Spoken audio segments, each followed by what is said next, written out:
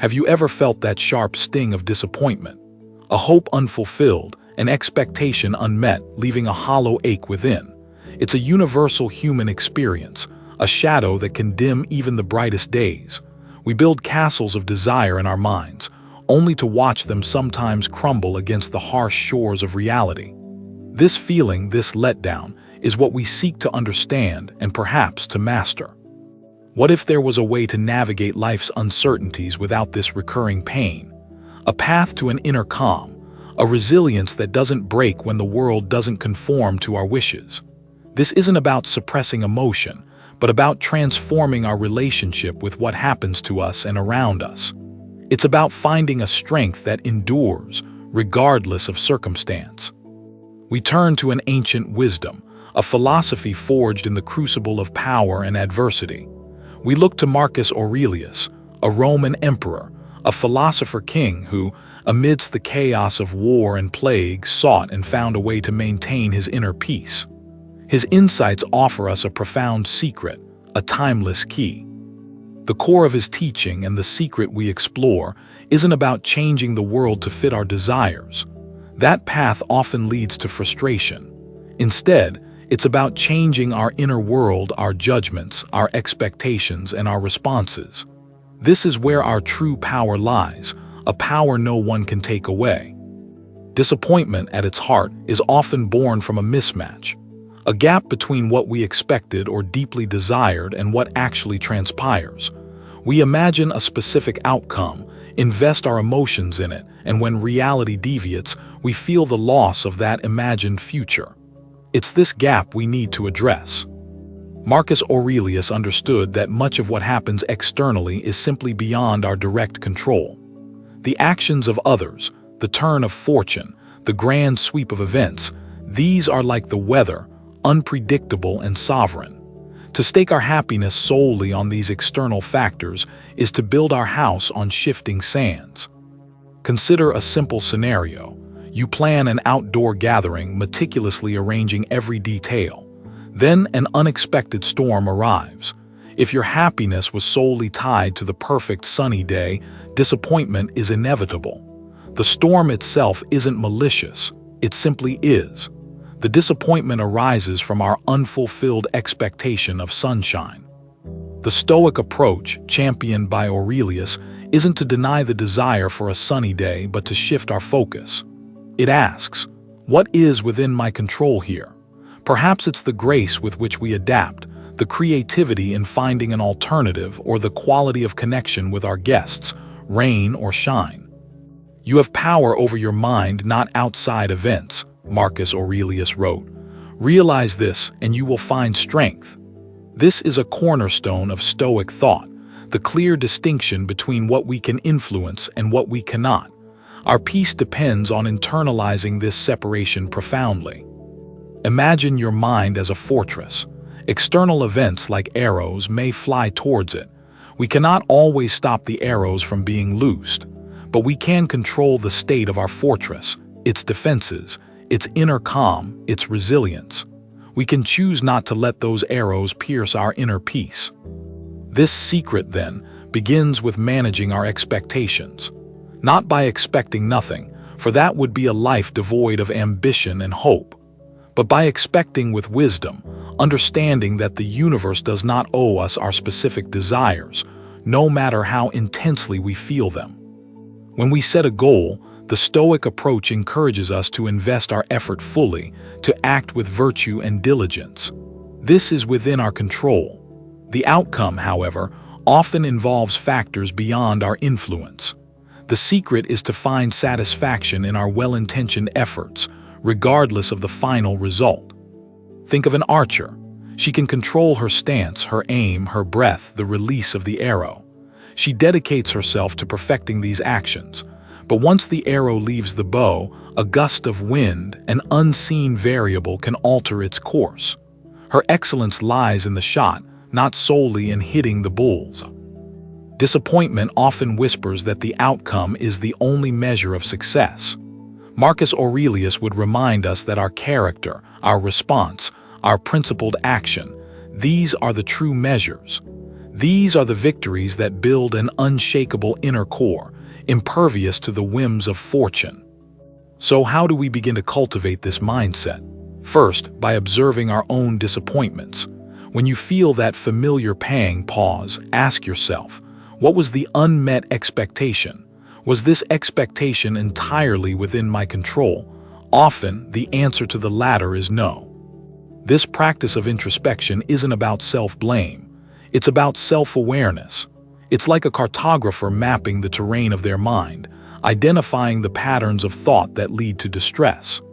Understanding is the first step towards transformation, towards building that inner resilience.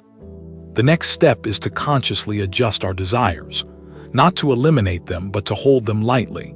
To desire outcomes, yes, but to desire more our ability to respond with wisdom and equanimity, whatever the outcome may be. This is a profound shift in priority. Marcus Aurelius spoke of the inner citadel.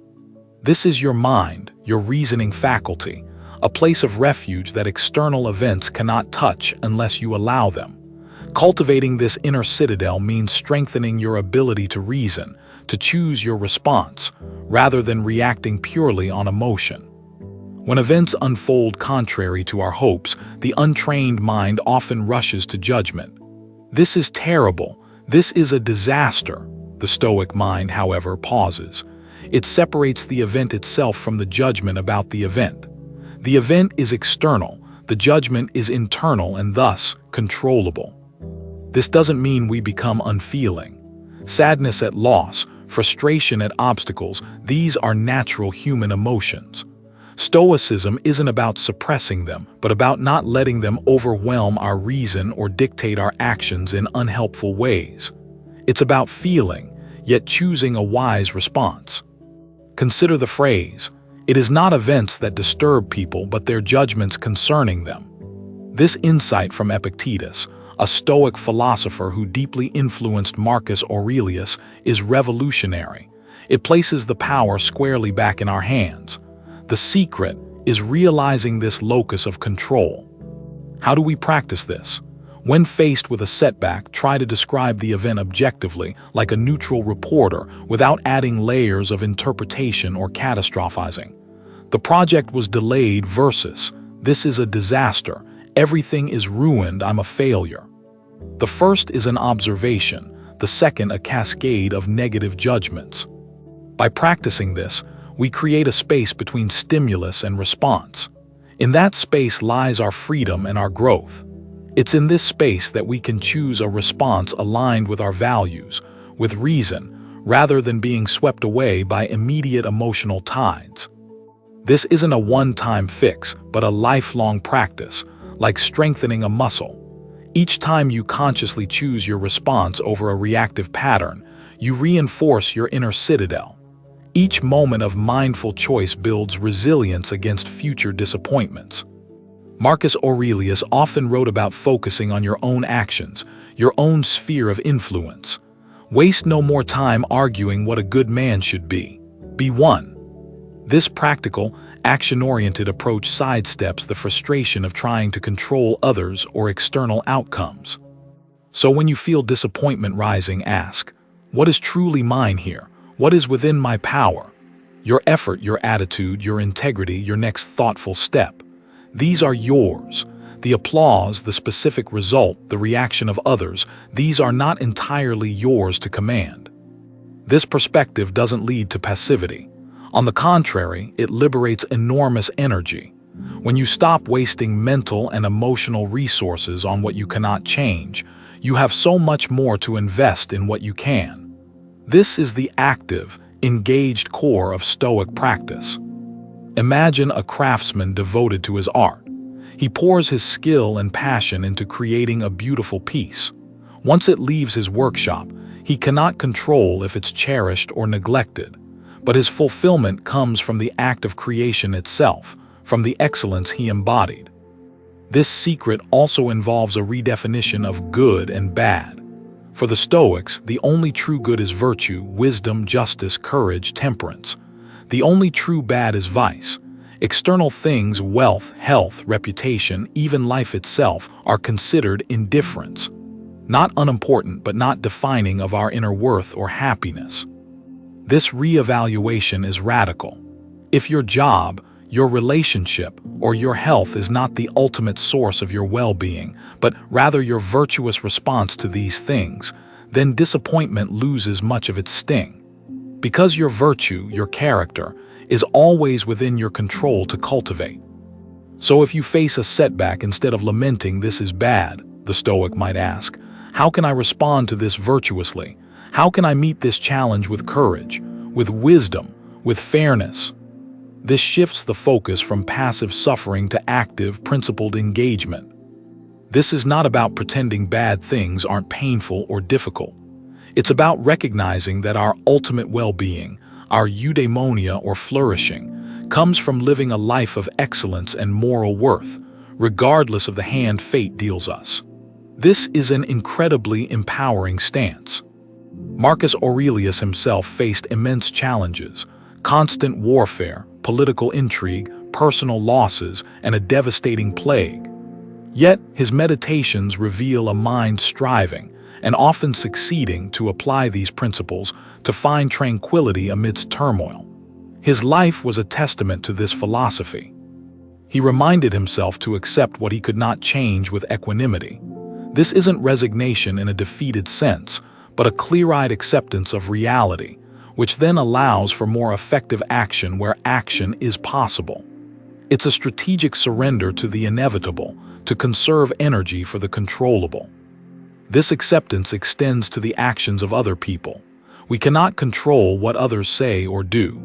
Trying to force them to meet our expectations is a frequent source of profound disappointment. Instead, we can control our own responses to their actions, maintaining our own integrity. When you wake up in the morning, tell yourself, the people I deal with today will be meddling, ungrateful, arrogant, dishonest, jealous, and surly. This wasn't cynicism from Aurelius, but a realistic preparation, a way to manage expectations about human behavior, so he wasn't surprised or unduly disturbed. By anticipating imperfections in ourselves, in others, in the world, we are less shocked, less angered, less disappointed when they occur. This is not about expecting the worst in a pessimistic way, but about understanding the range of human possibilities and being prepared to meet them with stoic calm. This secret, then, is not a magic trick to make all our wishes come true.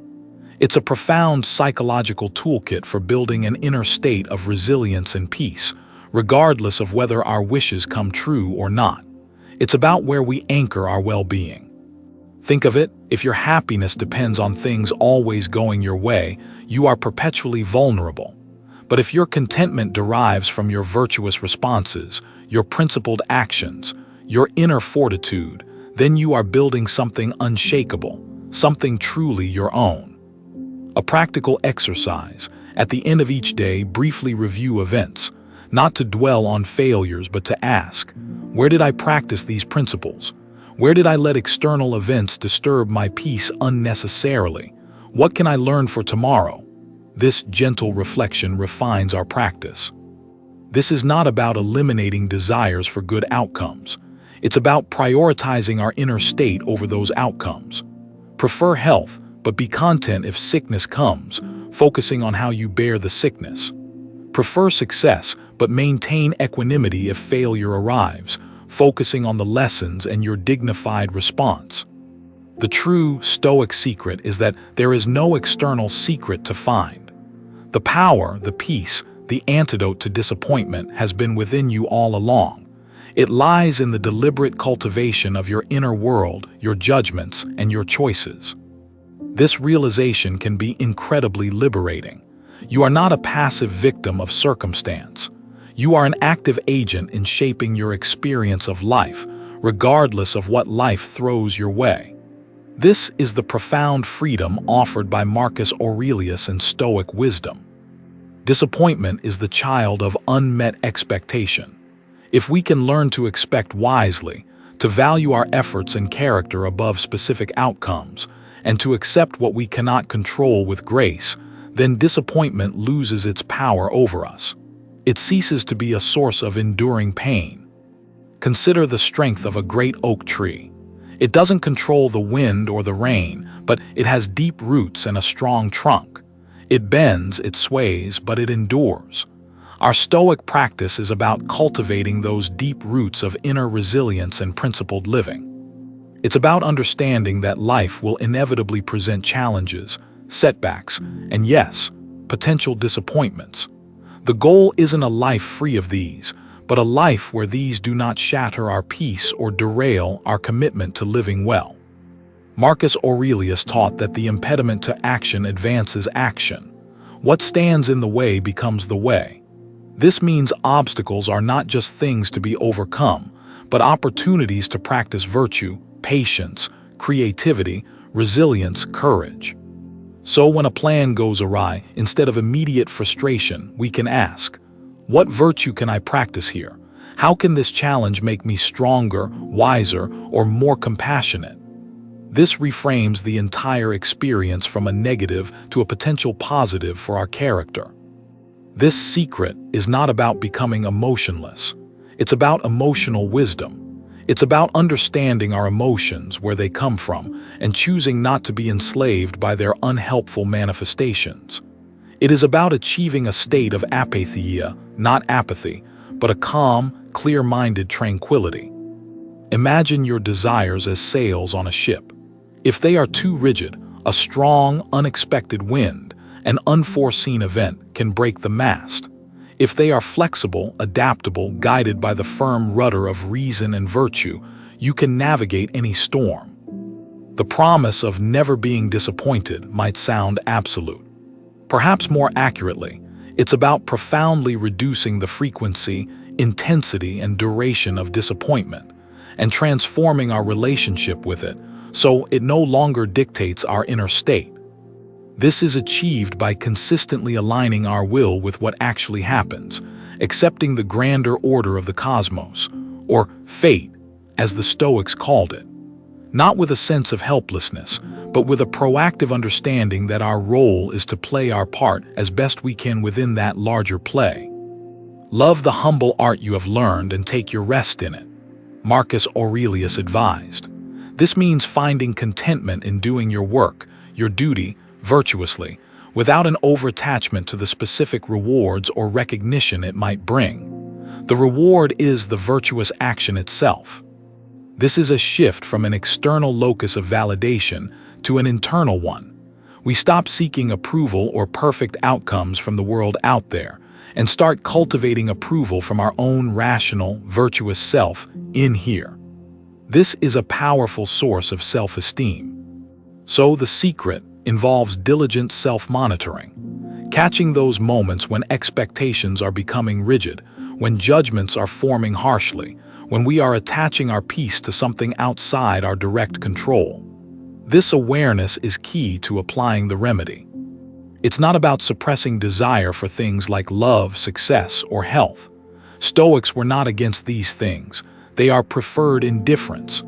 The key is to prefer them, strive for them if appropriate, but not need them for your fundamental well-being or virtue.